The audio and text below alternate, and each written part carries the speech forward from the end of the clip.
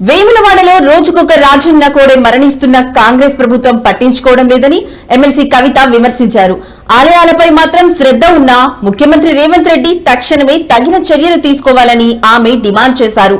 రాజన్న కోడెల మరణాలను ఆపడానికి ప్రభుత్వం చర్యలు చేపట్టాలని కోరారు. ఇందల్వాయి రామాలయం అభివృద్ధికి మరిన్ని నిధులు తీసుకొచ్చేందుకు కృషి చేస్తానని కవిత హామీ ఇచ్చారు.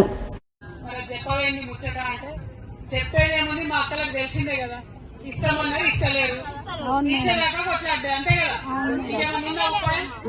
కొట్లాడతానే కిందికి వస్తారు అంతే కదా. కొట్లాడదాం మరి కొట్లాడతారు ఎట్లుంటారు మిడికి ఎత్తాలి. జై తెలంగాణ జై తెలంగాణ. 2,500 మాకు 2,500 మాకు కిలం బంగారం వెంటనే కిలం బంగారం వెంటనే. రేవంత్ రెడ్డి బంగారమే